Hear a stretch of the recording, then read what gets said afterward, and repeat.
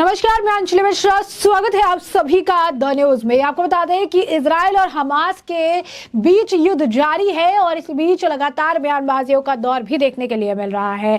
एक तरफ अगर आप देखेंगे, कई सारे ऐसे नेता हैं जो खुलकर फिलिस्तीन का समर्थन कर रही हैं, जिसे लेकर आज आप कहेंगे शरद पवार के बयान पर जो हिमंता बिश्वा शर्मा भी कहते नजर आए कि क्या गाजा में वो भेजेंगे सुप्रिया सुले को वहां से लड़ाई करने के लिए, वहां पर उनके समर्थन के लिए, हमास के समर्थन के लिए। तो ये सारी चीजें जो है कह रहे थे। अब इसी बीच आपको बता दें कि जगत गुरु परमहंस आचार्य का भी इस पर रिएक्शन आया है, तो रामदास अठावले जी भी इस पर बयान देते नजर आए। तो वहीं हिमंता बिश्वा शर्मा के बयान पर संजय राउत की भी प्रतिक्रिया जो है देखने के लिए मिली है। तो सारी चीज हम जानेंगे एक एक करके। सबसे पहले बात कर लेते हैं कि आखिर जगत गुरु परमहंस आचार्य द्वारा क्या कहा गया है। बता दें आपको, जगत गुरु परमहंस आचार्य कई सारे जो भी रिसेंट मुद्दे होते हैं उस पर बोलते नजर आते हैं और कभी कभी उनके बोल भी काफी विवादित होते हैं। और इस बार उन्होंने कहा है कि अगर कोई भी व्यक्ति हमास या आतंकवाद का समर्थन करता है या कोई देश अगर उसे समर्थन करता है तो वो व्यक्ति और वो देश उस किसी को भी जीने का हक नहीं है। इस दौरान उन्होंने जिक्र करते हुए कहा कि कुछ दिन पहले इजराइल के समर्थन में अश्वमेध महायज्ञ किया था और इस नवरात्रि के अवसर पर 1.25 लाख हनुमान चालीसा का पाठ भी किया है।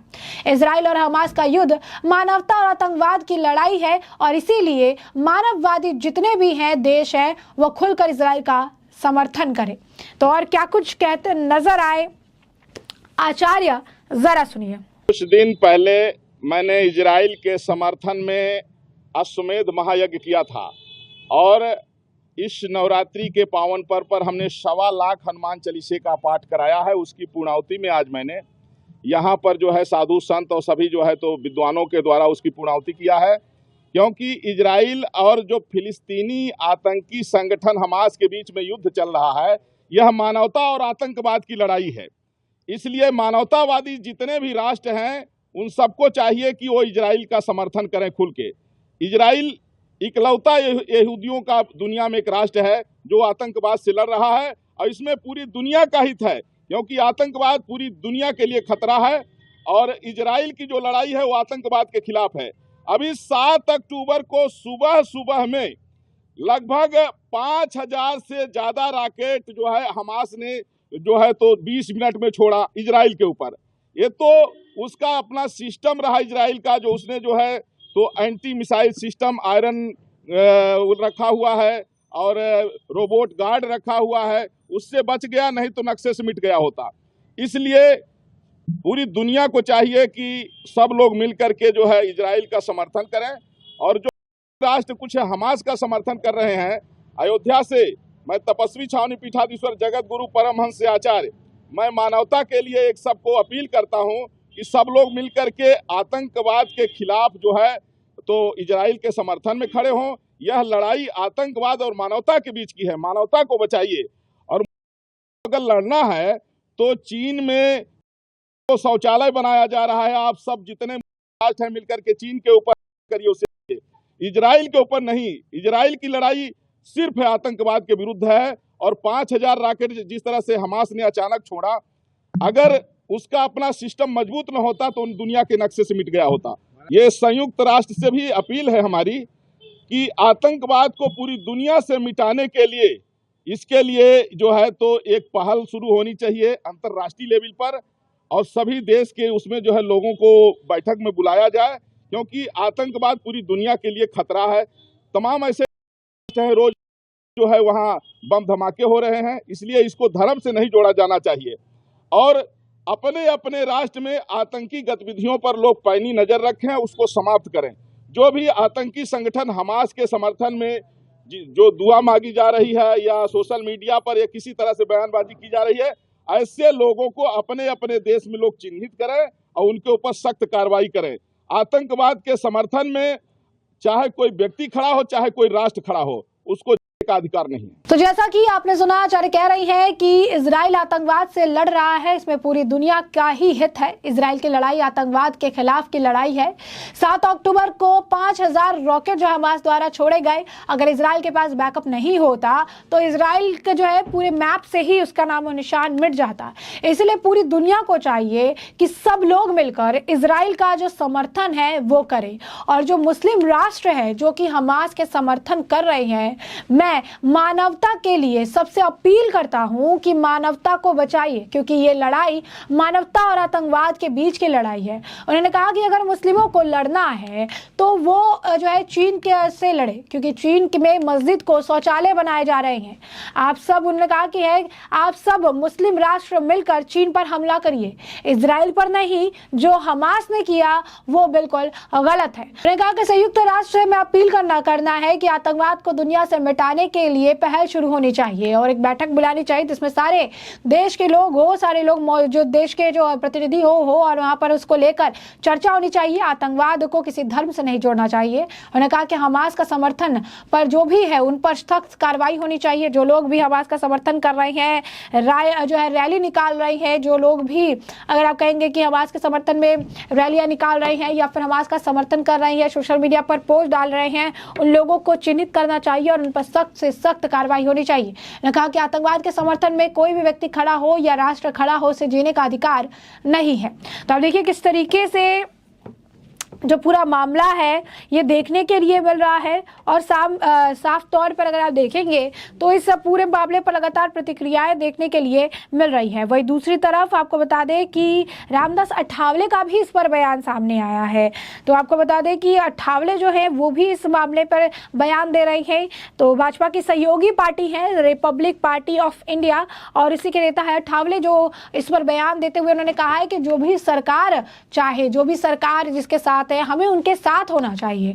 उन्होंने कहा कि मुझे लगता है विपक्ष की जो आदत है वो बन चुकी है कि वो सरकार के खिलाफ बोलेंगे, लेकिन हमें सरकार का समर्थन करना जरूरी है। इसके साथ ही और क्या कुछ कहते नजर आया अठावले जी, जरा सुनिए। मुझे लगता है कि विपक्षी दल जो है, सरकार जो निर्णय लेती है उसके खिलाफ बात करने की उनको आदत है। तो इसराइल का समर्थन करना बहुत बड़ा जरूरी था। अमेरिका ने भी इसराइल का समर्थन किया है, कई देशों ने इसराइल का समर्थन किया है। इसीलिए माननीय नरेंद्र मोदी जी के सरकार ने भी मतलब भारत सरकार की तरफ से इसराइल का समर्थन किया है, क्योंकि हमास ने पहले इसराइल पर हमला कर दिया था और जो गाजा पट्टी है, वो गाजा पट्टी जो इसराइल की है उसको कब्जा करके मतलब वहां पे पैलेस्टाइन लोगों ने बहुत बड़ा अन्याय किया था। इसीलिए इसराइल का समर्थन करना जरूरी था। मुझे लगता है कि जो हमारे ओवैसी है, ये ओवैसी ऑल इंडिया MIM के अध्यक्ष भी है, मेंबर ऑफ पार्लियामेंट भी है और उन्होंने मतलब पैलेस्टाइन का समर्थन करने की बात की है, लेकिन भारत सरकार ने ऑलरेडी इसराइल का समर्थन किया है। तो भी पैलेस्टाइन का समर्थन करने का विषय आता नहीं है। व्यक्तिगत मत अगर ओवैसी का होगा तो वो उनका मत हो सकता है, लेकिन सरकार ने तो इसराइल को सपोर्ट किया है और सबने इसराइल का समर्थन करना चाहिए। इंडी की सोच अलग है, मतलब इंडी की सोच इतनी है कि मोदी जो करते हैं उसका विरोध करना है। मोदी जी ने जो इतने बड़े काम किए हैं उसका विरोध करना है। जब मोदी जी आए हैं तब से लोगों के पास पैसा पहुंच रहा है। जब राजीव गांधी प्रधानमंत्री थे तब वो बोलते थे कि भाई जो 100 रुपया होता है उसमें से 15 पैसा ही नीचे आम आदमी को मिलता है। लेकिन जब से मोदी जी की सरकार आई है तब से मतलब पूरा पैसा जो है, पूरा पैसा लोगों को मिल रहा है, लोगों का विकास हो रहा है, लोगों को फायदा हो रहा है। हाँ तो ठीक है, अभी उधर गए होंगे उसके लिए हम क्या करेंगे। जिनको जिसका समर्थन करना है वो तो कर रहे हैं, युद्ध चल रहा है, लेकिन युद्ध नहीं होना चाहिए, युद्ध शांति से होना चाहिए। लेकिन हमास ने ही जानबूझकर प्लानिंग से इसराइल पर पहले हमला किया है, इसीलिए युद्ध हो गया है। इसीलिए मतलब इसराइल का ही समर्थन करना चाहिए, ना पैलेस्टाइन का समर्थन नहीं करना चाहिए। तो जैसा कि आपने सुना, उन्होंने कहा कि हमास ने इजराइल पर हमला किया है और गाजा पट्टी जो है इजराइल की थी और फिलिस्तीन के लोगों ने उस पर कब्जा कर लिया था, इसलिए इजराइल का समर्थन करना जरूरी है। यही नहीं, उन्होंने आगे कहा कि मुझे लगता है, ओवैसी का जब सवाल उनसे पूछा गया, क्योंकि ओवैसी फिलिस्तीन जिंदाबाद के नारे लगा रहे हैं, लगातार फिलिस्तीन के साथ होने की बात कर रही है, तो इस पर जब उनसे प्रतिक्रिया पूछी गई तो उन्होंने कहा मुझे लगता है ओवैसी ने समर्थन करने की बात की है, लेकिन सरकार ने इजराइल का समर्थन किया है और सबको इजराइल का समर्थन करना चाहिए। इंडी की सोच है कि मोदी जो भी करे उसका विरोध करना है। किसी की पर्सनल अपनी राय हो सकती है, लेकिन अगर सरकार इसके साथ है तो सभी को इसके साथ जाने की जरूरत है। वहीं आपको बता दें कि संजय राउत के बिगड़े बोल नजर आए, जहां पर एक तरफ हिमंता बिश्वा शर्मा ने सुप्रिया सुले को लेकर जो बयान दिया था, शरद पवार के बयान पर उन्होंने प्रतिक्रिया दी थी और कहा था कि क्या पवार जी सुप्रिया सुले जी को हमास के साथ गाजा पट्टी में लड़ाई करने के लिए भेजेंगे, मतलब उनके साथ चाहे लड़ाई करने के लिए जाएंगे। और इस पर ही रिएक्शन देते हुए अब संजय राउत का भी बयान सामने आया है। संजय राउत क्या कह रही हैं, उन्होंने सीधा आपको बता दें कि असम के मुख्यमंत्री हिमंता बिश्वा शर्मा की तुलना ही हमास से कर दी है, आतंकवादी उन्हें जो है बताया, आतंकवादी संगठन बता दिया है। आखिर ऐसा क्यों कह रहे हैं वो, उसके साथ साथ और क्या कुछ कहना है उनका, जरा सुनिए। ये जो है असम के मुख्यमंत्री बोल रहे हैं, पहले तो कांग्रेस में थे, कांग्रेस का नमक खाया था, आज नमक का कारखाना बदल लिया है। लगता है वो भी आज जिस पार्टी में है वो हमास से कम नहीं है।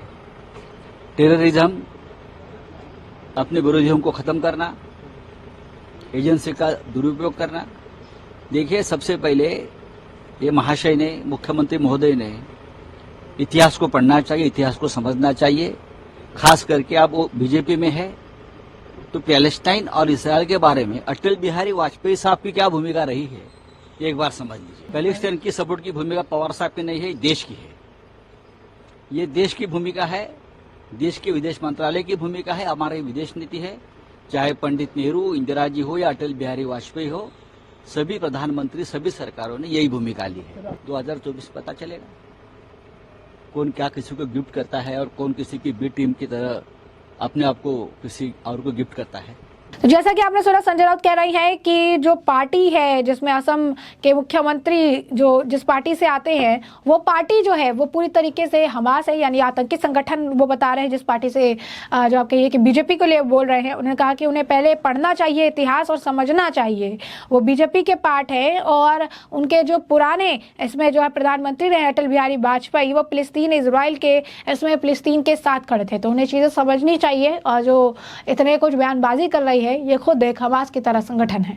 तो ऐसे में हमने आपको जो पूरा मामला है ये बड़े विस्तार से बताया है कि अब पूरा मामला क्या है, किस तरीके से अब इजराइल फिलिस्तीन को लेकर लगातार बयानबाजियां हो रही है। एक तरफ आचार्य के बयान है, दूसरी तरफ संजय राउत पलटवार कर रही है। संजय राउत भी विवादित बयान दे रही हैं और बीजेपी को हमास जैसे आतंकी संगठन से कंपेयर कर रही हैं। तो इसी के साथ रामदास अठावले भी सरकार के साथ सरकार को समर्थन देते हुए इजराइल का समर्थन करने की सबसे बात भी कह रही हैं। तो ऐसे में हमने आपको मामला पूरा विस्तार से बताया है और अब इस मामले पर आपकी भी जो राय हो कमेंट सेक्शन में कमेंट करके हमें जरूर साझा करिएगा।